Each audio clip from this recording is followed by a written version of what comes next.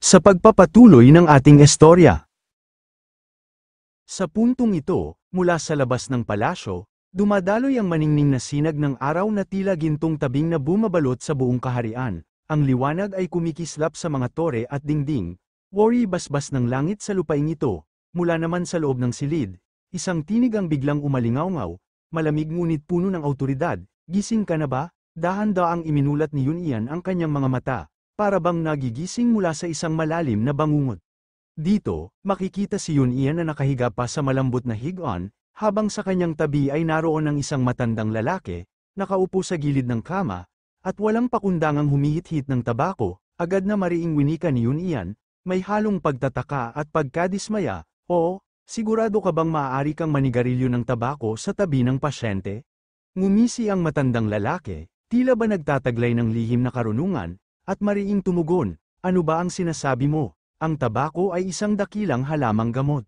Nang marinig ito, hindi na nagsalita si Yun-Ian. Sa halip, sa kanyang isipan ay mariin niyang ibinulong ng may inis. Ano bang pinagsasasabi niya? Kasabay ng pagtaas ng kanyang kilay, idinugtong pa niya sa sarili, tama, parang nasa panahong medieval ako." Sa sandaling yun, unti-unti siyang bumangon mula sa hig-on, ang bawat galaw ay mabigat ngunit puno ng determinasyon. Mula sa kanyang gilid, muling nagsalita ang matandang lalaki, mariin at may bigat ang tinig, iniatas ng kanyang kamahalan na isa sa kanyang mga manggagamot ang gagamot sa iyo. Dapat kang magpasalamat. Agad na pinakiramdaman ni Yun-Ian ang kanyang katawan, at sa kanyang isipan ay nagwika ng may pagtataka at tuwa. Mas magaang ang aking katawan kaysa dati, ngayon ko naunawaan kung bakit sila ang tumitingin sa hari. Tumingin siya sa kanyang palad, at mariing nagpatuloy sa kanyang pagninilay, nais kong matuto mula sa kanila. Napansin ng matandang lalaki ang pagtitig ni Yun-Ian sa kanyang kamay, at may bahid ng pag-aalangan ay nagsalita, ang iyong kanang kamay, sinabi ng manggagamot na magagamit mo pa ito. Ngunit hindi na tulad ng dati, hindi pa ito lubusang magaling, kaya huwag mo munang igalaw ng labis. Bamantong hininga si Yun-Ian, at sa kanyang isipan ay mariing winika, malamang na yun ang yapak ng cultivator na dumurog dito. Ngunit matapos yun, may kalmadong ekspresyon siyang tumugon sa matanda, "Masaya na ako na magagamit ko pa rin ito." Ngumiti ang matandang lalaki, at itinuro ang isang kaong kulay asul na nakapatong sa mesa.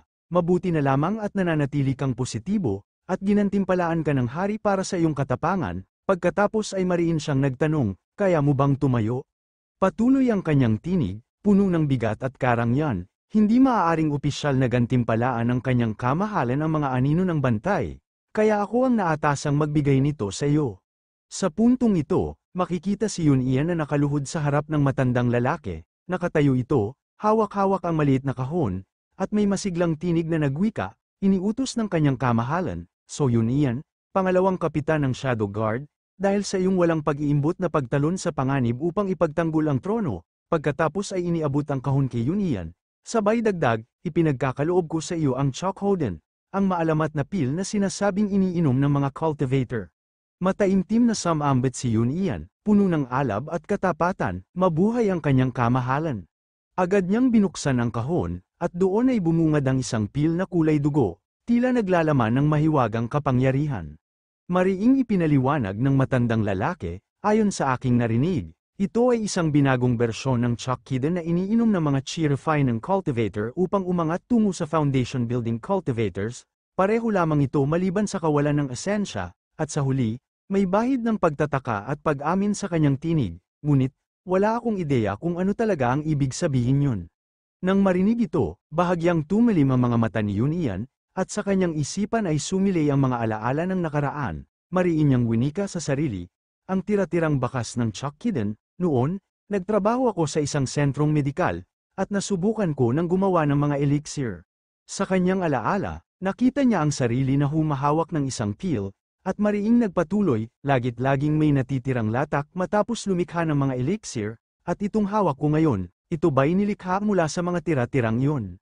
Malalim siyang huminga, at mariing nagpatuloy sa kanyang isip, hindi niya ito mauunawaan, sapagkat kailanman ay hindi siya nag-aral ng medisina.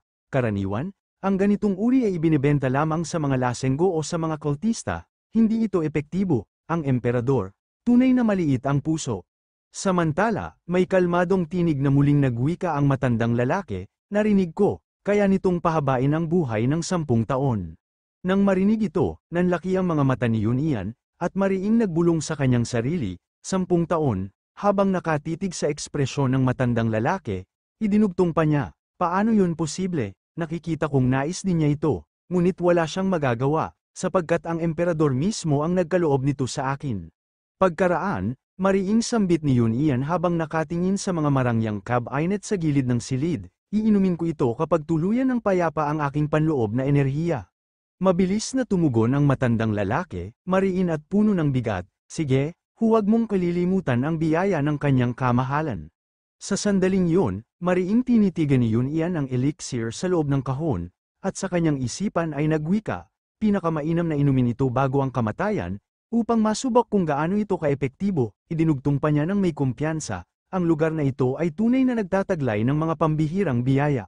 Muli niyang itinaas ang kulay dugong elixir, masayang tinitigan, at mariing nagwika sa sarili, 10 taon, maaari pa akong mabuhay ng 10 taon kung iinumin ko ito bago ang aking huling hininga, idinugtong pa niya ng may kagalakan, salamat sa lahat at nakarating ako rito.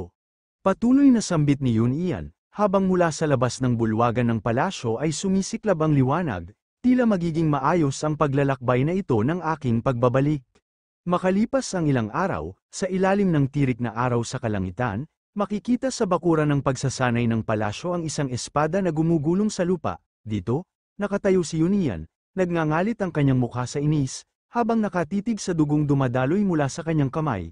Nanginginig ito, at mariing napamura, demonyo, napakasakit. Sa kanyang isipan, mariing niyang winika, lubusan ng gumaling ang aking katawan, ngunit bakit may walang humpay na sakit tuwing pilit kong hinahawakan ng mahigpit ang aking espada? Hindi ko man lamang may segowa ng maayos ang Mountain Severing swordsmanship. Idinugtong pa niya, puno ng pangamba, dito na ba magwawakas ang aking landas sa sining ng pakikidigma sa pagbabalik na ito? Ngunit agad niyang pinisil ang kanyang kamao, mariin at puno ng alab, sabay sigaw sa kanyang sarili, hindi, narating ko ang pinakamataas na antas sa pamamagitan ng matinding sakit at walang hanggang pagtitiis. Dahan-dahan siyang naglakad patungo sa espadang nakahandusay sa lupa, at mariing nagpatuloy, ang ganitong sakit ay walang saysay upang ako'y pigilan, ang sakit ay palaging anino na sumusunod sa akin. Pagkatapos, kinuha at itinaas ni Yun Ian ang espada sa kanyang harapan, bagaman nanginginig ang kanyang kamay, mariin ang kanyang tinig at matalim ang kanyang mga mata habang nagwika ng may matinding determinasyon, hinding-hindi ako sesuko, aabutin ko ang bagong kaharian ng kapangyarihan. Lumipas ang 10 taon, sa ilalim ng katahimikan ng gabi, mula sa labas ay makikita ang isang silid na may sindi ng ilaw, sa loob nito, naroon si Yun Ian, nakaupo at nakatitig sa kanyang espada na mahigpit niyang hawak, mariin niyang ipinahayag, 30 taon na ang lumipas mula nang ako'y bumalik sa nakaraan, nasanay na ako sa sakit ng aking kanang kamay, napino ko na ang sword sail technique at kabisado ko na ang paggamit ng shadow techniques. Idinugtong pa niya sa kanyang isipan habang nakatitig sa hawak-hawak na liham, ngunit higit sa lahat, halos nabunyag ko na ang lihim ng mga cultivator mula sa liham na ipinadala ni Kim Yong-hun. Kadalasan, ikinukubli ng mga cultivator ang kanilang mga tahanan at kinaroroonan sa ilalim ng makapangyarihang mga formesayon. Sa kanyang isipan ay sumili ang larawan ng isang palasyo sa gitna ng naglalakihang bundok, nababalutan ng makapal na ulap at mahiwagang tabing upang maitago ito. Mariin niyang winika, ang mahihinang cultivator ay nagtatayo ng kanilang mga tahanan sa mundo ng mga mortal. Ngunit yaong may talento o nagmula sa mga tanyag na angkan ay naninirahan sa loob ng mga wastong formesayon. Idinugtong pa niya habang sa kanyang alaala ay makikita ang mga utusan na naglilinis ng sahig, habang ang mga cultivator ay nakatayo lamang, nagtatawanan at nag-uusap, maging ang mga karaniwang tao ay naninirahan sa mga teritoryo ng cultivator, naroon sila upang maglingkod, o upang gawing mga alipin. Pagkatapos, tumindig ng tuwid si Yun Ian, seryosong ipinagpatuloy ang pagbasa sa liham habang nagwika sa sarili. Ayon sa pinakahuling liham ni Kim Yong-hun, isa sa mga angka ng cultivator ang patuloy na nagpapadala ng mga asasin mula sa Pinnacle Realm upang lusubin ang palasyo. Sila'y nagtitipon ng mga may talento mula sa mga karaniwang tao at sinasanay upang maging mga mandirigmang nasa tugatog ng sining. Ngayon ko naunawaan ang sitwasyon, malaki ang posibilidad na ang mga pulubi na nawala sa mga tala ay naroon. Sa sandaling yun, sinunog ni Yun Ian ang liham, at mariin niyang winika sa kanyang sarili. Sila'y sinasanay upang maging mga mamamatay tao, o ginugugol ang natitirang buhay bilang mga alipin, mariin ang titig ng kanyang mga mata habang idinugtong, at ngayong nagpadala na sila ng isang cultivator, malinaw na dapat makialam ang emperador sa labanan ng mga angkan ng cultivator. Ngunit agad niyang itinaboy ang mga iniisip at mariing nagwika, kalimutan muna natin ito at ituon ang lahat sa aking sining ng pakikidigma. Sa kanyang likuran, unti-unting lumitaw ang isang itim na anino, isang nilalang na tila nagmula sa dilim. Dito, makikita si Kim Young-ho na nakatayo sa bintana, may ngisi sa kanyang labi habang mariing nagwika, ano ba ang ibinubulong mo sa iyong sarili, so? Nang marinig ito, mabilis na napalingon si Yun Ian, nagulat at mariing sumigaw, ha? Kim Hong. Pagkatapos, tumindig si Yun Ian ng tuwid sa harap ni Kim Young-ho, hawak-hawak pa rin ang kanyang espada, at mariing nagwika, katatapos ko lamang basahin ang iyong mga liham at sinunog ko na ang mga ito. Kalmadong tugon ni Kim Young-ho habang dahan-daang naglakad palapit kay Yun Ian, ipinadala ko ang mga liham na iyon isang buwan na ang nakalipas, huli na itong dumating ako ngayon dahil may natuklasan ako. Napakunot ang noo ni Yun Ian, puno ng pagtataka, at mariing nagtanong, ano ang ibig mong sabihin? Bago pa man siya makasagot, iwinasiwas ni Yun Ian ang kanyang espada sa gilid, mariing nagwika, alisin ko muna ang mga kainahinalang formasayon na ito. Pagkatapos, mariing ipinahayag ni Kim Young-ho habang ipinapakita sa ilustrasyon ang palasyo ng Yangguo na kumikislap sa ilalim ng araw, mayroong dalawang angkan ng mga cultivator sa Yangguo. Mariing tumugon si Yun Ian, habang sa harap ay lumilitaw ang mga larawan ng kasalukuyang emperador at ng dating emperador. Oo, nabasa ko sa mga liham, ang isa ay ang angkan ng kasalukuyang emperador, at ang isa pa ay, ang angkan ng dating emperador, ang Jin clan. Patuloy na ipinaliwanag ni Kim Young-ho, kasabay ng pagpapakita ng iba't ibang ilustrasyon na sumasalamin sa mga angkan ng Yangguo, matagal nang naglalaban ang dalawang angkan para sa pamumuno sa bansang ito. Ang Jin clan ang nakaupo sa trono sa loob ng maraming siglo, ngunit 100 taon na ang nakalipas, pinaalis sila ng Malki clan, mula noon, sila ang namuno sa bansang ito, at nang sakupin ng Malki clan ang Yangguo, tuluyang lumiit ang impluwensya ng Jin clan, kaya't nagsimula silang magtipon ng mga karaniwang tao at sanayin ang mga ito bilang mga mamamatay tao. Nang marinig ito, kalmadong tumugon si Yun Ian, oo, alam ko na yan mula sa iyong mga liham. Ngunit seryosong ekspresyon ang bumakas sa mukha ni Kim Young-ho habang nakatayo sa harap ni Yun Ian, ang susunod na bahagi ang pinakamahalaga. Bakit sa tingin mo nagawa ng Jin clan na gawing mga mandirigmang nasa tugatog ng sining ang mga karaniwang tao? Paano nila nagawang lumikha ng napakaraming pinnacle realm martial artists? Dito, mariing ipinaliwanag ni Kim Young-ho habang ipinapakita ang isang ilustrasyon ng isang taong mabangis, nanlilisik ang mga mata, at isinasailalim sa eksperimento, ang Jin clan ay naglalagay ng mga espiritu ng pamilya ng mga assassin sa kanilang mga katawan, upang gisingin ang kanilang talento sa sukdulang antas. Nang marinig ito, napakunot ang noo ni Yun Ian, halos hindi makapaniwala, at mariing nagwika, ang mga espiritu ng kanilang pamilya, pinapatay ng Jin clan ang mga pamilya ng mga assassin at inilalagay ang kanilang mga kaluluwa sa kanila. Hindi, ang pumapatay sa mga pamilya ay ang kasalukuyang emperador, ang Malki clan, kalmadong tugon ni Kim Young-ho. Sa ilustrasyon, makikita ang mga cultivator mula sa Malki clan, nakatayo sa himpapawid, nakamasid at tila nagbabantay sa buong palasyo ng Yangguo. Nang marinig ito, napanganga sa matinding gulat si Yun Ian at mariing sumigaw, ano? Patuloy na sambit ni Kim Young-ho, seryoso at mabigat ang tinig, sa nakalipas na 20 hanggang 30 taon, ang Malki clan ay gumagawa ng gamot mula sa mga ulila at pulubi. Kinokolekta nila ang dugo at lakas buhay ng mga karaniwang tao, upang lumikha ng mga pil na nagpapahaba ng buhay ng mga cultivator. Patuloy na ipinaliwanag ni Kim Young-ho habang ipinapakita ang ilustrasyon ng walang habas na pag-atake ng mga kawal sa mga inosenteng tao, inaabuso nila ang mga mahihirap, sapagkat ang pagkawala ng mga ito ay hindi napapansin, upang gawing sangkap ng kanilang mga gamot. Nang marinig ang mga revelasyong yun, halos mapasigaw si Yun Ian, nanginginig ang tinig, ano, hindi ba't yun ay parang pagkain ng kapwa-tao? Oo, mariing tugon ni Kim Young-ho, malamig at walang emosyon. Idinugtong pa niya, may halong galit sa kanyang tinig, sila'y kumakain ng tao.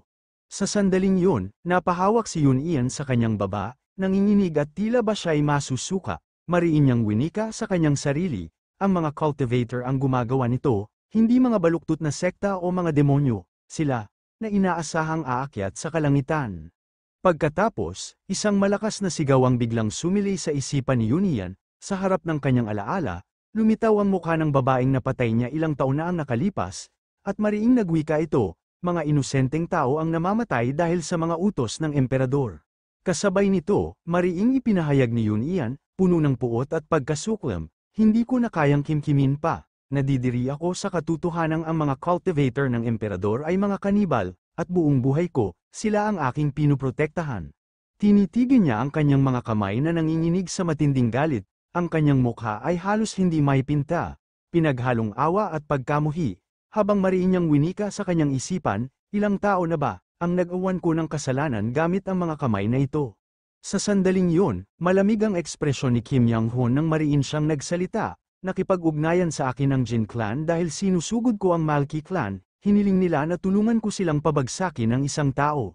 Idinugtong pa niya, puno ng determinasyon, habang sa ilustrasyon ay makikita ang emperador at mga cultivator na nakatayo sa kanyang likuran, tinanggap ko, ang mga kumakain ng kapwa-tao ay hindi dapat nabubuhay, hindi sila karapat-dapat mamuno sa bansang ito. Sa sandaling yun, itinaas ni Kim Yang-hoon ang kanyang kamay sa gilid at mariing nagwika, matagal ko nang kinakalap ang mga mandirigmang sumasang-ayon sa akin, Yunian, sumama ka sa akin, kapag nabawi ng Jin Clan ang trono, kahit paano'y gaganda ang kalagayan ng bansang ito. Bago pa man siya sumagot, mariing nagwika muna si Yunian sa kanyang isipan, habang ang kanyang mga mata ay kumikislap sa matinding puot. Ito na ba ang wakas ng aking ikalawang pagbabalik, ang tunay na dahilan kung bakit pinigilan kami ng mga foundation building cultivator?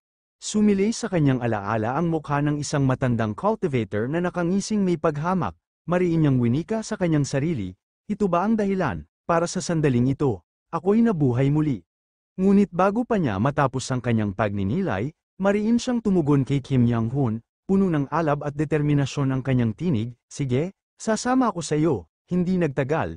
Makikita sina Yunian at Kim Yang-hoon na sabay na lumalabas mula sa silid ng palasyo, kasabay nito, mariing inilahad ni Yunian, ang kanyang tinig ay umaalingaw na parang panata, iniwan ko ang palasyo kasama si Kim Yang-hoon noong araw na yun, upang sumapi sa mga taong babangon laban sa Malki Clan.